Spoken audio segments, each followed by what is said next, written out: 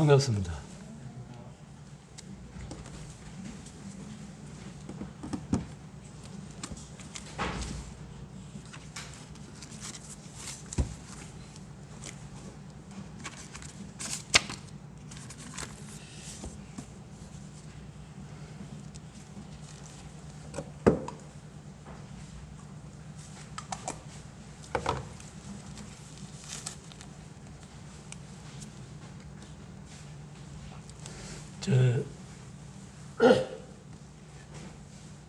성경에 보면은 우리가 잘 아시다시피 구원이란 무엇인가?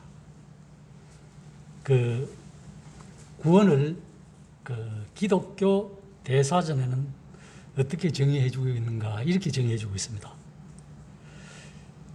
소위 기독교에서 말하는 구원이란 사랑의 하나님께서 독생자 예수 그리스도를 통해서 인류를 죄악과 고통과 죽음과 불행과 마력에서 건져내어 천국에 들어가 영생 복락을 누리게 하는 것을 말한다. 이렇게 언급해주고 있습니다. 기독교 대사전에서 구원이란 이렇게 한번 정의를 내려주고 있어요.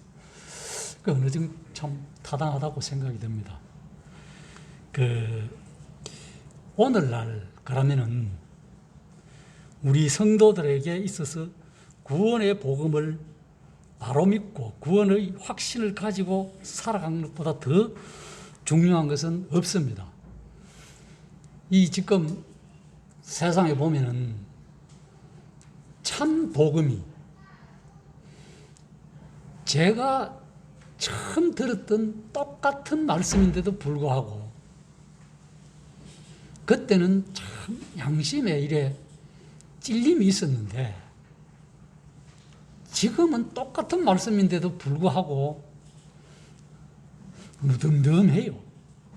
이게 왜 그런가 하니까 너무 내 자신이 하나님의 말씀에 참 씻김 받아 깨끗해야 되는데 양심이 부드러워야 되는데 세상 것들로 차 있으니 하나님의 말씀이 내 안에서 거하지를 않는 것 아닌가 이런 생각을 좀 종종 해볼 때가 있습니다. 그러면서 참 내 인생에 있어서 현재도 만족하고 사는 사람들이 많지만은 노후 대책 뭐 우리가 말할 수 있는 것은 사후 대책이라고 하면 좋겠죠.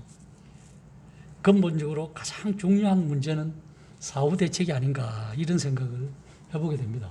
성경에 보면은 우리가 잘 아는 히브리서 9장 27에 보면은 한 번 죽는 것은 사람에게 정하신 것이요 그 후에는 분명히 심판이 있다 이렇게 말씀해주고 있습니다. 뭐 우리 소위 아시는 대로 기독교 역사 2000년 신약 은혜의 시대, 교회의 시대 안에 역사상 안에 죄인의 영혼이 어떻게 죄와 사망에서 구원받을 수 있는가 하는 구원의 방법에 대해서 보통 세 부류로 이래 내려오고 있습니다. 그것이 구원은 어떤 사람들은 행함으로 받을 수도 있다. 제일 지금 기독교계에서 팽배하고 있는 것이 뭐냐 하면은 구원은 믿음과 행함, 믿음 50%, 행함 50%이 100% 해서 구원받는다. 이게 기독교계에서 제일 팽배해 있습니다. 그리고 참 복음주의 교회에서는 이제 구원은 우리가 잘 아시다시피 오직 믿음으로 구원받는다. 그런데 오직 믿음으로 구원받는다는 이런 전제하에서도 어떻게 보면은 실천 행함이 조금 따라가요. 그래서 소위 말하는 죄짓고 회개하고 죄짓고 회개하고 이런 것이 일어납니다. 예를 들면은 우리가 잘 아다시피 아브라함은 성경에 보면 하나님의 벗이라고 칭하죠. 다윗은 하나님께서 범죄했지만은 사도행전 보면 하나님의 마음에 합한 사람이에요. 내 마음에 합당한, 마음에 맞는 사람이라고 표현해 주고 있어요. 그리고 성경에서, 역사 속에서 전무후무하게 지혜와 부를 경험한 사람이 성경에 솔로몬이잖아요. 솔로몬 왕.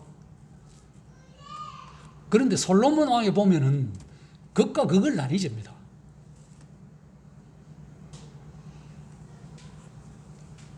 솔로몬이 하나님 앞에 간구했을 때 지혜를 주셔가지고 젊은 시절은 하나님 앞에 경외하고 참 경건하게 살았지만은 나중에 노후에는 어떻게 됩니까? 경건했을 때는 아가스를 통해서 노래 중에 노래를 하나님 앞에 찬양을 드리고 했지만은 나중에 노후에는 살아보고 나서는 헛되고 헛되니 모든 것이 헛되다라는 표현을 대조적으로 해주고 있습니다. 처음에 헛돼서 나중에 노래 중에 노래가 되면 더 좋은데 살아갈수록 처음에 좋았다가 나중에는 헛되고 헛되다. 물론 그럴 수도 있겠습니다만은 극명하게 보여주고 있습니다. 솔로몬이 이렇게 된 데는 하나님의 말씀을 겸허히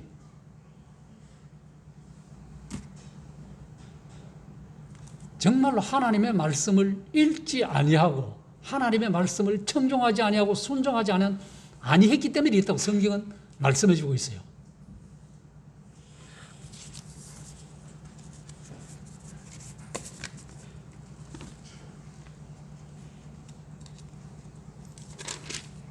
신명기 한번 읽어보겠습니다.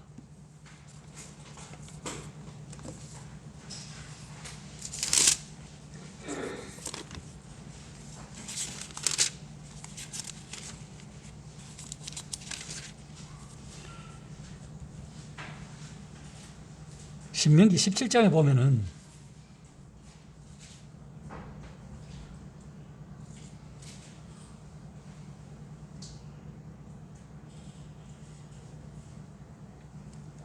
(17장) 16절부터 보면은 그는 병마를 많이 두지 말 것이요 병마를 많이 얻으려고 그 백성을 애굽으로 돌아가게 하지 말 것이니 이는 여호와께서 너희에게 이르시기를 너희가 이후에는 그 길로 다시 돌아가지 말 것이라 하셨으며 17절에 그에게 아내를 많이 두어 그의 마음이 미혹되게 하지 말 것이며 자기를 위하여 은금을 많이 쌓지 말 것이라 그가 왕위에 오르거든 이 율법서의 등사본을 레위 사람 제사장 앞에서 책에 기록하여 19절입니다. 평생에 자기 옆에 두고 읽어 그의 하나님 여호와 경외하기를 배우며 이 율법의 모든 말과 규례를 지켜 행할 것이라. 여기 보면은 솔로몬이 왜 잘못되었는지를 말씀해 주고 있습니다. 분명히 하나님께서는 신명기 모세를 통해서 병마, 애굽에 있는 병마를 두지 마라, 말을 많이 두지 마라 분명히 이해했고 그 다음에 아내를 많이 두지 마라 이런데 후궁들이 올 때마다 그 나라의 우상 신상을 다가와서 솔로몬 성전에 경배합니다. 그러니 솔로몬이 점점 아내들에 의해서 타락해 가는 거야. 그런데 중요한 건 정작 그렇게 되더라도 이 중요한 것은 솔로몬이 뭘 뭐냐냐 18절 19절입니다. 정작 안 한 거는 하나님의 말씀을 등사해서 제사상 앞에서 기록해서 읽어야 되는데 여기 보면은 평생에 솔로몬이 이걸 안 한 것 같아요. 평생에 자기 옆에 두고 읽어 하나님 경외하기를 배우며 그 율법의 모든 말과 규례를 지켜 행하라 그랬는데 솔로몬은 이거 안 한 것 같아요. 오늘날도 마찬가지입니다. 성도들이 하나님의 말씀, 성경을 안 읽으면은 구원받았다 하더라도 당황하거나 타락해 갈 수 있다는 거예요. 솔로몬과 같이. 우리는 작년부터 그래도 달력에도 나와 있고 매주 일에 소식지에도 나와 있습니다. 석장석 읽으면은 거의 1년에 통독을 합니다. 참 좋아요. 뭐 어쨌든 성경을 읽어야 다른 잡생각이나 제약으로부터 우리의 영혼이 소생함을 잊고 깨끗함을 받는다는 거죠.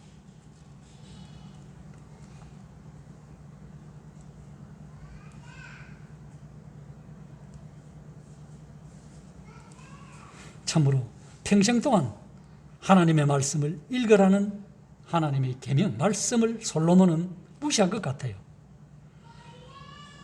하나님의 말씀을 읽지 않았고 그 결과가 하나님을 두려워하지 않는 것이 문제라는 거예요. 그래서 타락해서 우상을 숭배하게 되고 우리도 성경을 안 읽으면 솔로몬하고 같습니다. 말년에 비참한 말년을 맞이할 수 있다는 거예요. 그렇게 하지 않으려면 매일 말씀을 여기 있는 것 같이 평생에 자기 옆에 두고 읽어야 돼요. 그래서 육신을 따라 살지 않고 하나님의 말씀으로 우리 자신을 날마다 살피지 않으면은 누구라도 육신적인 삶을 살 수밖에 없다. 솔로몬의 예를 통해서 우리가 간접적으로 배울 수 있는 내용입니다.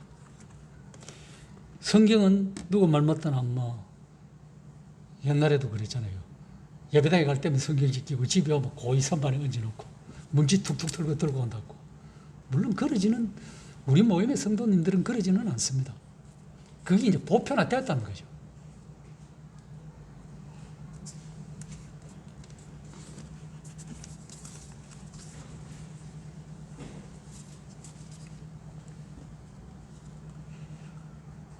구원의 전반적인 범주는 죄와 사망에서부터 건짐을 받는 것만 의미하는 것이 아니라 장차 천국에 들어갈 때까지 영원한 영생복락을 누리는 거기까지가 포괄적으로 복음은 말씀해 주고 있는 겁니다.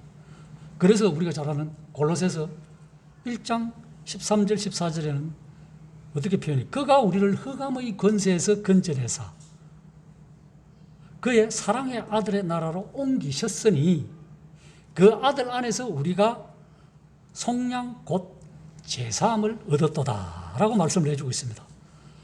그리고 고린도후서 1장 10절에 보면은 그가 그럼 사도 바울이 이렇게 말해요. 누가 예수 그리스도 그가 이같이 큰 사망에서 우리를 건지셨고 또 건지실 것이며 이후에도 건지시기를 그에게 바란다.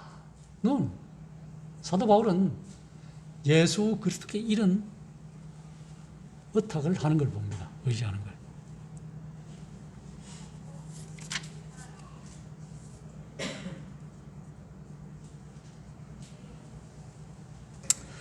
그러므로 우리는 우리의 영원한 죄와 사망에서 건져내 주신 은혜와 아울러 저 장차 하늘나라에 들어가게 하실 예수님의 지극하신 사랑을, 은혜를, 은총을 깨닫고 참 날마다 감사 찬송을 일생 드리며 살아가야 되는 것이 우리의 본분. 그걸 베드로전서 1장 3, 4절에서는 어떻게 표현해 주냐. 우리 주 예수 그리스도의 아버지 하나님께 찬송하리로다. 그의 많으신 긍휼대로 예수 그리스도 죽은 자 가운데서 부활하심으로 말미암아 우리를 거듭나게 하사 산 소망이 있게 하시며 썩지 않고 더럽지 않고 새하지 아니하는 유업을 있게 하시나니 곧 너희를 위하여 우리를 위하여 하늘에 간직하신 것이다 라고 말씀해 주고 있습니다. 또한 다른 데는 성경 구절을 보면 디모데전서 1장 15절에는 역시 믿보다 모든 사람이 받을 만한 이 말이여 그리스도 예수께서 죄인을 구원하시려고 세상에 임하셨다. 사도 바울은 내가 죄인 중에 괴수다. 이런 표현을 해주고 있습니다. 믿보다 모든 사람이 받을 만한, 기쁘다 모든 사람이 받을 만한 이 말이요.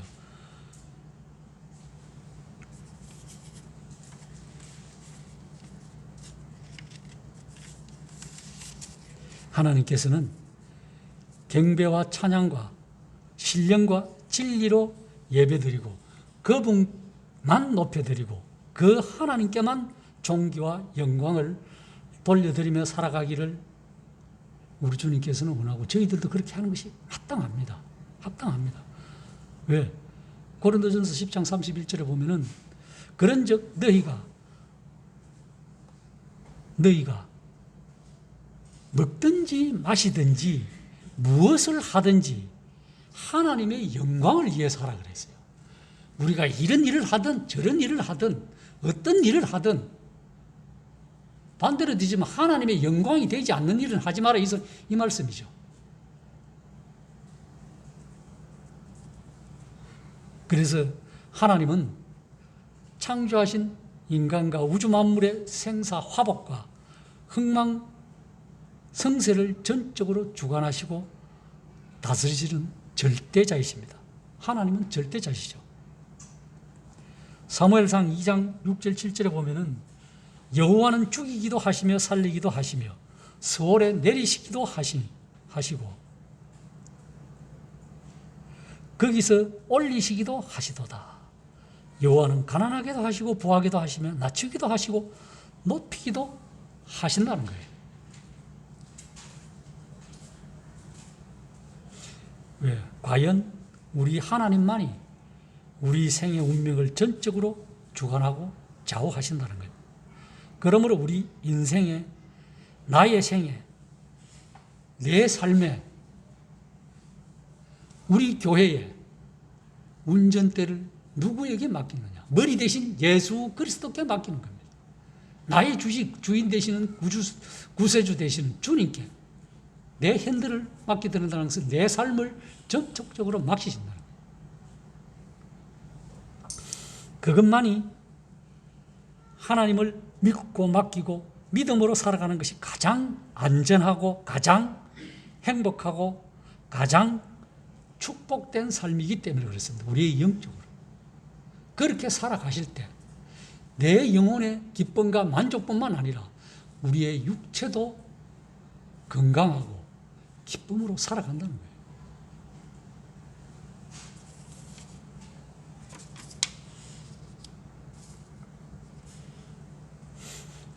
그러면은 우리가 그렇게 살아가면 어떻게 해야 되나? 살아가면서 내 길을, 내가 생활하는 길을 여호와께 맡기라는 거예요. 그것을 시편 37편 5절 6절에서 그렇게 말씀해 주고 있습니다. 내 길을 여호와께 맡기라. 내 길을 하나님께 맡기라는 거죠. 그를 의지하면 그가 이루시고 하나님을 맡기고 의지하면 하나님께서 이루시고 내 의를 빛같이 나타내시며 네 공의를 정오의 빛같이 하시리라.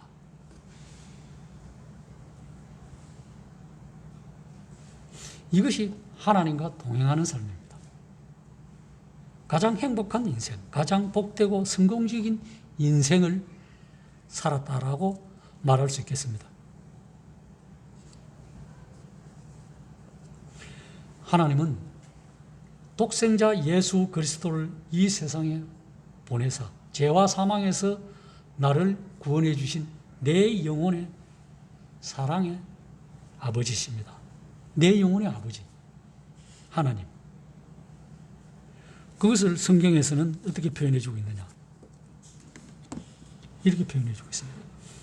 요한일서 4장 9절에 보면 하나님의 사랑이 우리에게 이렇게 나타난 바 되었으니 하나님이 자기의 독생자를 세상에 보내심은 그로 말미암아 우리를 살리려 하심이라. 우리가 잘 아는 자주 인용하는 예배 시간 요한일서 3장 1절 상반절에 보면 보라 아버지께서 어떠한 사랑을 우리에게 베푸사 하나님의 자녀라 일컬음을 받게 하셨는가. 우리가 그러하도다. 그러므로 세상이 우리를 알지 못하면 그를 알지 못하다. 하나님과 예수 그리스도를 알지 못하기 때문에 그래 하다는 거예요. 아는 우리들은 반대로 행하여야 되겠죠.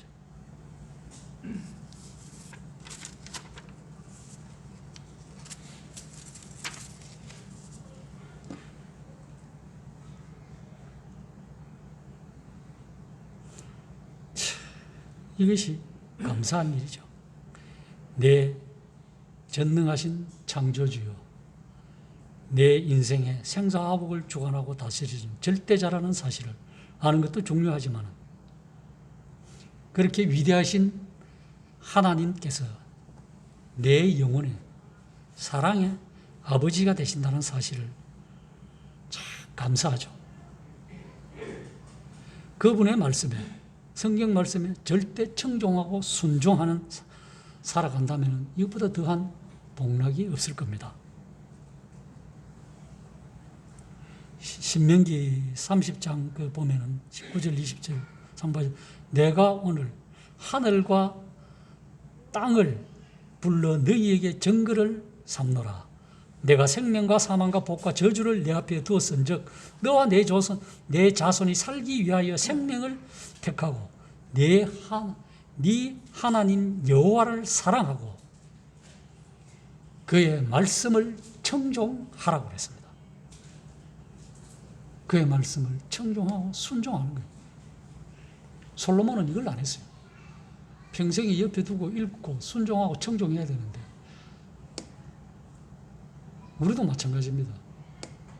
성경책은 옆에 있지만 안 읽으면 무용지물이잖아요.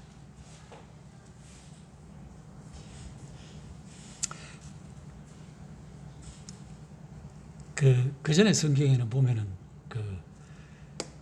그를 지금 성경 그를 의지하라고 되어 있지만은 이거 개편 나오기 전에는 부종하라고 되어 있습니다. 그에게 부종하라.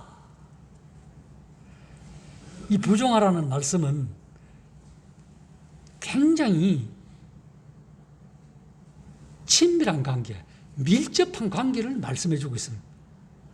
착 달라붙어 있는 이 관계를 부종하다라는 뜻으로 말씀. 쉽게 말하면 하나님과 우리가 딱 밀접하게 딱 붙어 있으라 이 말이에요.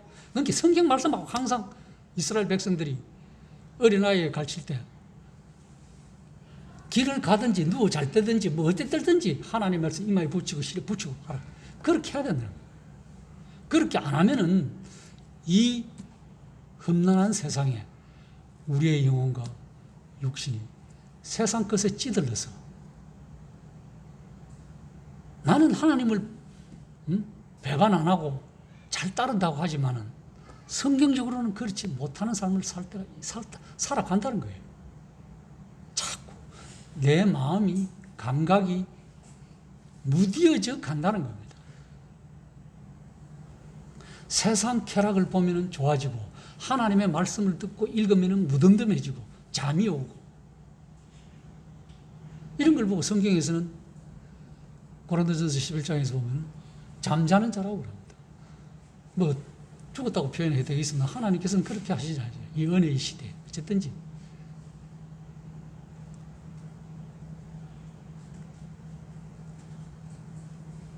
이렇게 하나님 앞에 착 달라붙어 갖고 같이 밀접하게 붙어 있지 아니하고 가면은 우리가 잘 아는 누가복음 15장에 탕자의 비유 나와요. 두 아들의 비유 나오잖아요. 잘 알다시피 하나들은 멀리 가서 hợp의하고 나중에는 깨닫잖아요. 내가 아버지와 하늘 아버지께 죄를 지었나이다. 내가 하늘과 아버지께 죄를 지었사오니. 그래서 어떻게 합니까? 그 아버지는 이 내 아들은 죽었다가 다시 살아왔으며 내가 잃었다가 다시 얻었노라. 누가복음 15장 24절에서 그렇게 표현해 주고 있습니다. 이것이 하나님의 대표적인 우리를 향한 사랑입니다. 안 믿는 자든 믿는 자든. 하늘의 태양은 세상의 인간들에게 골고루 비춰줘요. 선인에게 더 비춰주고 악인에게 안 비춰주고 구름으로 가리고 이거 없습니다. 비가 올 때 뭐 악인한테는 비 안 주고 선인한테만 비 줍니까? 아니잖아요.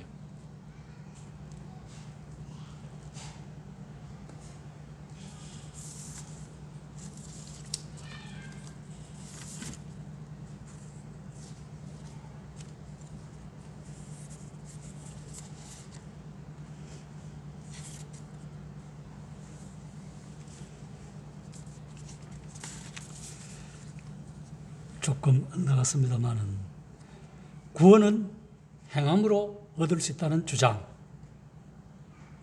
이 주장은 주로 예수님 당시 바리새적인 종교 지도자들과 율법적인 신자들이 자주 주장하는 내용입니다. 성경은 누가 뭐래도 율법적, 도덕적, 윤리적, 선행적, 종교적 행함으로 절대로 구원을 받을 수 없다는 것을 성경은 말씀해주고 있습니다. 그래서 로마서 3장 20절에 보면은 그러므로 율법의 행위로 하나님 앞에 그의 앞에 어렵다 하심을 얻을 육체가 없나니 율법으로는 죄를 깨닫는다고 명확하게 성경은 표현해 주고 있습니다.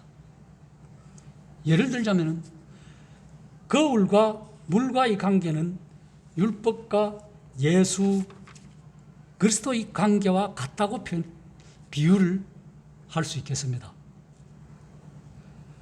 가장 좋은 실례를 든다면 우리가 자매님들 뭐 아침에 세수하면 그래도 이래 좀 분칠을 하고 오시잖아요. 손거울이든 거울이든 보시고 오잖아요. 뭐가 잘 됐나 못 됐나.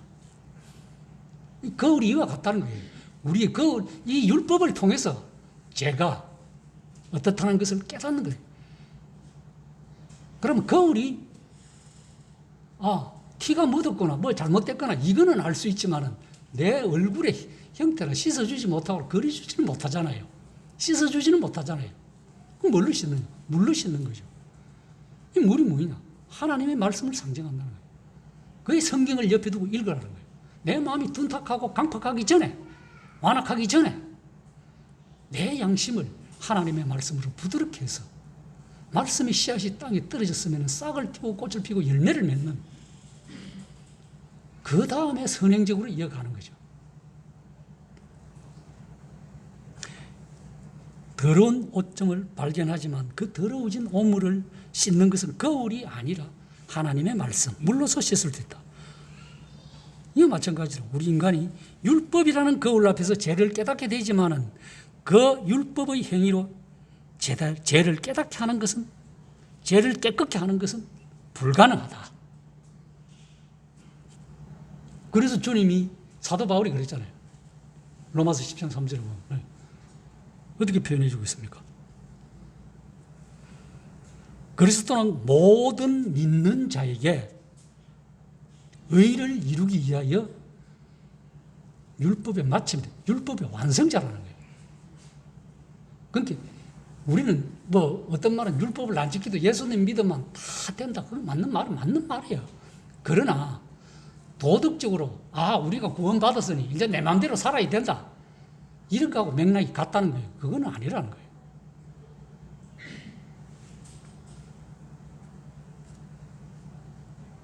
오직 예수 그리스도의 십자가의 보혈의 피로서만 죄를 깨끗이 씻을 수 있다고 성경은 여러 군데서 말씀해 주고 있습니다.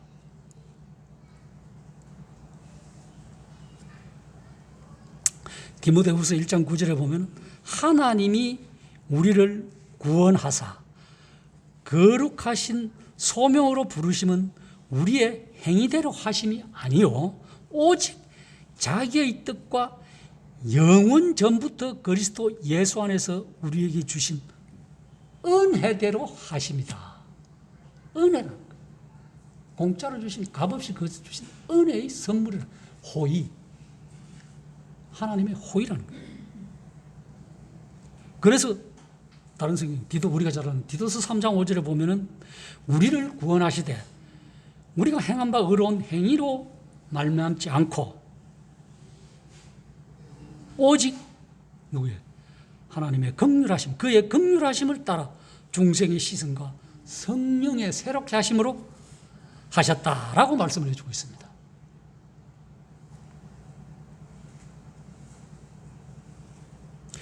참 만에 하나라도 행함으로 구원이 가능하다면은 우리 주 예수 그리스도의 십자가의 죽음과 부활은 완전히 헛것이요 무용지물이 됩니다.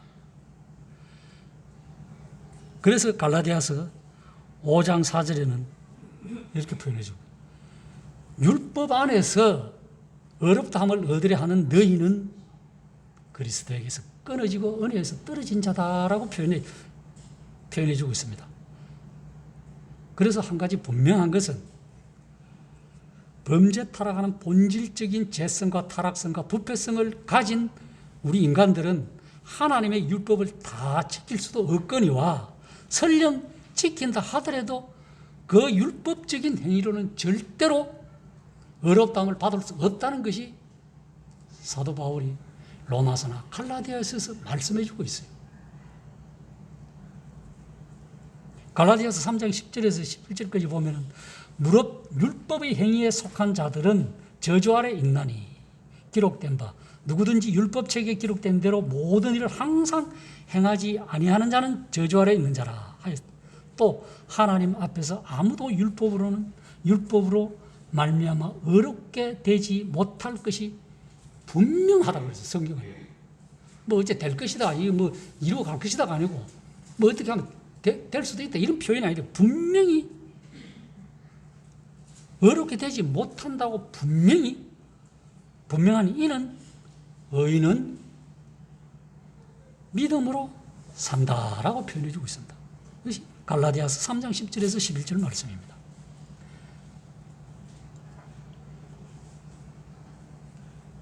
그래서 행함으로 구원을 얻을 수 있다는 주장이나 견해는 비성경적이다라고 말씀드릴 수 있겠습니다. 그래서 그 다음에 보면은 야고보서 2장 10절에서 11절에 보면은 어떤 표현이 있느냐? 누구든지 온 율법을 지키다가 그 하나를 범하면은 모두가 다 범한 기다. 10가지 다 잘 지키다가 20가지 다 잘 지키고 내가 행하고 철저히 하다가 그 안에 하나만 내가 안 지키면은 다 범한 것이 된다는 거예요. 이 성경이 강력한 말씀이에요. 사람의 주장이 아니라.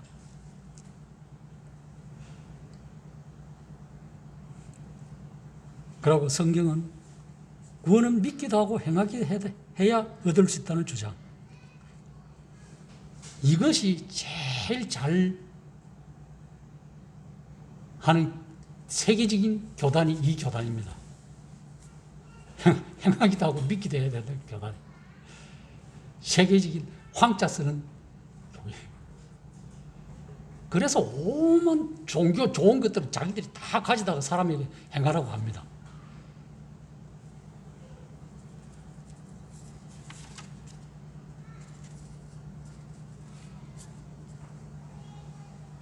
그러나 정말로 행함은 그 다음에 따라오는 게 자연적인 순서예요. 안 따라오면 우리가 그렇게 하려고 해야 되는 의지력도 있어야 되는 거예요. 행함이란 우리가 참으로 믿고 난 뒤에 당연히 따라오는 것이지 뭐 처음부터 믿음과 동일선상에 놓고 하는 것이 아니라는 거예요. 구원의 조건이 행함이 아니라는 겁니다. 구원의 조건은 갖다 붙인다면 믿음이라는 거예요. 그거 외에는 없어요. 뭘 믿느냐? 예수 그리스도 십자가의 보혈로 나를 대신해서 십자가에 돌아가시고 내 죄를 깨끗이 씻어주고 다 이루었다 하는 이 모든 피를 예수 그리스도의 보혈로 그렇게 해줬다는 것을 믿는 거예요. 그것을 내 마음에 못이 들은 것을 다른 표현으로 거듭났다, 중생했다, 뭐 새롭게 되었다, 새로운 피조물이 되었다 여러 가지로 표현한다는 거예요. 성경에서는. 그래서 로마서 3장 27절 28절에 보면 그런즉 자랑할 때가 어디냐? 있을 수가 없느냐. 무슨 법으로냐. 행위로냐. 아니라 오직 믿음의 법으로니라. 그러므로 사람이 의롭다 하심을 얻는 것은 율법의 행위에 있지 않고 믿음으로 되는 줄 우리가 인정하노라. 그렇게 말씀해 주고 있어요. 그러므로 믿음으로 구원받는 사람에게 행위란 그 다음 단계로 자연적으로 따라오는 법이지, 아예 처음부터 내가 행하기도 해. 행해서 구원받고 그 다음에 믿음으로 가는 이것이 아니라는 거예요. 그럼 믿음으로 가고 또 행위해야 내가 구원받지, 이것이 아니라는 거예요. 한 번 믿음, 오직 믿음으로.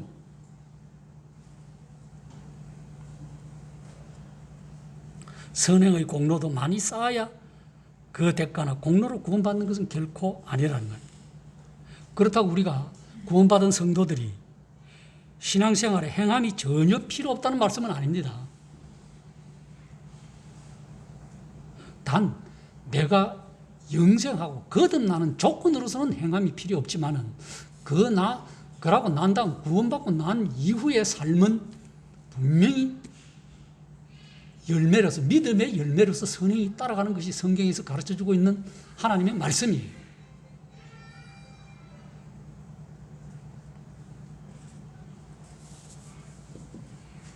구원에 있어서 믿음과 행함과의 관계를 이렇게 표현하면 좋겠습니다. 생각해 볼 수도 있겠습니다. 참 복음 들으면 참 믿음이 생기고, 참 믿음이 내게 있다면 참 행함이 자연적으로 하나님의 말씀과 더불어 동행하고 밀착하고 항상 붙어 있기 때문에, 말씀대로 살려고 노력하기 때문에 선행이 자연적으로 내가 하게 되어 있다는 거죠. 어떤 것을, 나쁜 것을 보면 양심의 가책을 느끼고, 내가 행동을 하면 양심의 가책을 느끼고, 뭘 봐도 저것이 저런가 그런가, 그것이 인식이 안 된다면 내 마음이 굳어간다는 증거입니다. 그래서 로마서 10장 17절에 그렇게 표현해 주고 있잖아요. 믿음은 들음에서 나고 들음은 그리스도의 말씀으로 말미암아 안다. 이런 거예요. 마치 우리가 밤에 달빛이나 태양빛을 보면 그림자가 생기잖아요. 좌로 가든 이리 가든 태양이 어디로 가든 그림자가 이쪽으로 섰다가 저쪽으로. 이 그림자가 내하고 이래 동일하게 따라오든지 어떤 모양을 짓든지. 그럼 예수 믿으면은 예수 그리스도의 피로 구속함을 받은 성도는, 선행은 그런 이와 마찬가지로, 그림자와 마찬가지로 나를 통해서, 우리를 통해서 자연적으로 하게 되어 있다는 거예요. 이것이 없다면 문제가 좀 있다는 거예요. 이 구원, 이런 구원이 아주 미미할 수도 있고, 바로 구원받아가지고 바로 이렇게 크게 확 드러날 수도 있고, 사람마다 차이는 있습니다. 그걸 뭐 믿음이 크다 적다 이렇게 표현하지는 못한다는 거죠. 어쨌든 깐난아이가 태어나도 사람이에요. 말은 못하고 걷지도 못하고 아무것도 못하고 옹알이도 못하고 그건 사람이에요. 안 맞습니까? 그럼 구원도 마찬가지예요. 하나님으로 말씀으로 갓 태어났으면 옹알이도 못하고 뭐 아무것도 몰라도 하나님의 자녀는 백성이에요. 거긴 네 왜 이런 너 믿은 적 얼마나, 이렇게 가면 힘든다는 거예요. 성도들에게 상처가 되고 갈등이 되고 시기와 질투만 유발하는 거예요. 이것을 머리로만 알고 마음으로는 품지 못하기 때문에 그랬다는 거예요.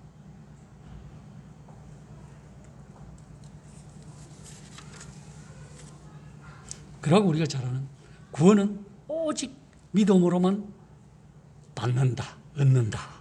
이것이 성경이 말씀해주고 있는 대표적인 내용입니다.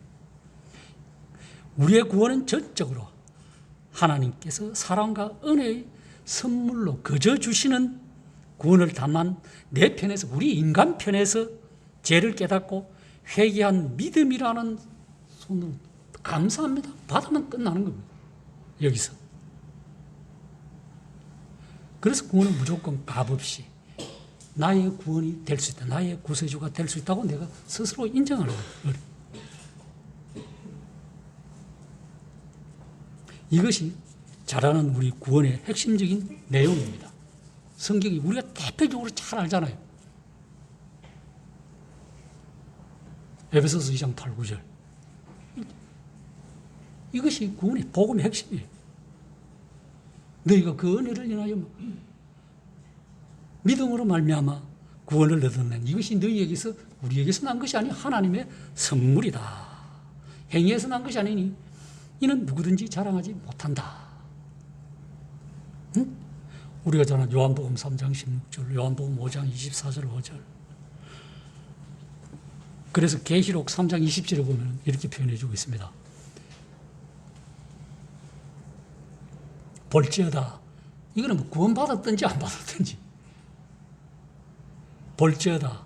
내가 문 밖에 서서 두드리노니 누구든지 내 음성을 듣고 문을 열면 내가 그에게로 들어가 그와 더불어 먹고 그는 나와 더불어 먹는다.